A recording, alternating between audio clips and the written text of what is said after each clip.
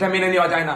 আজকে যেভাবে পুলিশকে লেলিয়ে দিয়ে টেট 2022 পরীক্ষার্থীর উত্তীর্ণ পরীক্ষার্থীদের উপরে যে হামলা চালিয়েছে, এর জবাব বাংলার মানুষ দেবে, ওই শিক্ষিত পরিবারগুলো দেবে। বিভিন্ন রাজনৈতিক দলের কাছে অনুরোধ করব, রাজনীতি করার অনেক সময় আছে, এখন ঐক্যবদ্ধ হতে হবে। শিক্ষা ব্যবস্থার ধ্বংস করে দিচ্ছে, একটা প্রজন্ম শেষ হয়ে যাচ্ছে। মানুষের শিক্ষামুখী হবে না, উচ্চশিক্ষায় শিক্ষিত হবে না। তার ডেটা দেখলে বোঝা যাবে কলেজ এখন প্রায় 50% আপনার সিট শূন্য, মানে এখনো শূন্য হয়ে আছে, অর্থাৎ ভর্তি হচ্ছে না। কেন? এই দুরবস্থার জন্য। পড়ার শেষে চাকরি নাই, আবার চাকরি হলেও দুর্নীতি হয়ে যাচ্ছে। তো আমি অনুরোধ করবো সকলকে এগিয়ে আসুন। এই 2022 টেট উত্তীর্ণ ছাত্রছাত্রীদেরকে দ্রুততার সাথে ইন্টারভিউ ডেকে মেধার ভিত্তিতে নিয়োগ হোক, এই দাবি তুলুন। আজকে কিছু ভিডিও ফুটেজ দেখে আমি হতভম্ব হয়ে গেলাম। কোন রাজ্যে আমরা বসবাস করছি? পুলিশ মন্ত্রী কি নির্দেশ দিচ্ছে পুলিশদেরকে? যেভাবে হবু টিচারদের সাথে আজকে পুলিশ আচরণ করলো, এটা কোনোভাবেই মেনে নেওয়া যায় না। আমি তীব্র নিন্দা ধিক্কার জানাচ্ছি পুলিশ মন্ত্রীকে, যে আপনার পুলিশকে সংযত হতে বলুন। মানুষ এখনো পুলিশের পক্ষে যে সম্মান দিচ্ছে, হয়তো আগামী দিনে নাও দিতে পারে।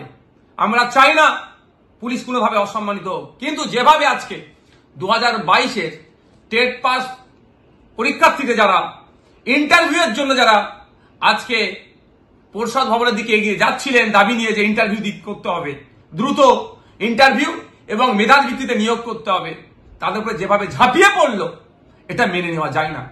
2017-এর পরে 2022, 5 বছরের বেকারত্বের জ্বালা, তারপরে পরীক্ষা দেওয়ার সুযোগ পেয়েছে টেট। 2023, 24, 25 শেষ হতে চলেছে, এখনো পর্যন্ত ছেলেগুলোকে, হবু শিক্ষক শিক্ষিকাগুলোকে ইন্টারভিউর জন্য ডাকা হলো না। আমি বিধানসভায় 2024 সালে আমি শিক্ষামন্ত্রীকে মেনশন করলাম যে অবিলম্বে ইন্টারভিউ ডেকে মেধার ভিত্তিতে নিয়োগ করা হোক। একদিকে শিক্ষকরা হবে, স্কুলগুলো বন্ধ হতে চলেছে, অপরদিকে মেধাযুক্ত যারা আছে টেট 2022 যারা পাস করে আছে, তাদেরকে ইন্টারভিউ পর্যন্ত ডাকা হচ্ছে না। তাদের ডিমান্ড কি ছিল? ইলিগাল ডিমান্ড তো নয়, বৈধ দাবি নিয়ে পরিষদ ভবনের দিকে এগিয়ে যাচ্ছিল। সেখানে যেভাবে আক্রমণ হলো তাদের উপরে পুলিশকে দিয়ে মেনে নেওয়া যায় না। আসলে শিক্ষা দপ্তরের ব্যাপারটা নয়, রাজ্যের অর্থনৈতিক ভান্ডার শূন্য হয়েছে, খেলা মেলা করে হাজার হাজার কোটি টাকা উচ্ছন্নে দিয়েছে। এই শিক্ষকগুলোদের বেতন দেওয়ার কোনো জায়গা নাই, সেই অর্থনৈতিক পরিকাঠামো দুর্বল, এই জন্য এগুলোকে আটকে রেখেছে।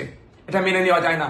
আজকে যেভাবে পুলিশকে লেলিয়ে দিয়ে টেট 2022 পরীক্ষার্থীর উত্তীর্ণ পরীক্ষার্থীদের উপরে যে হামলা চালিয়েছে, এর জবাব বাংলার মানুষ দেবে, ওই শিক্ষিত পরিবারগুলো দেবে।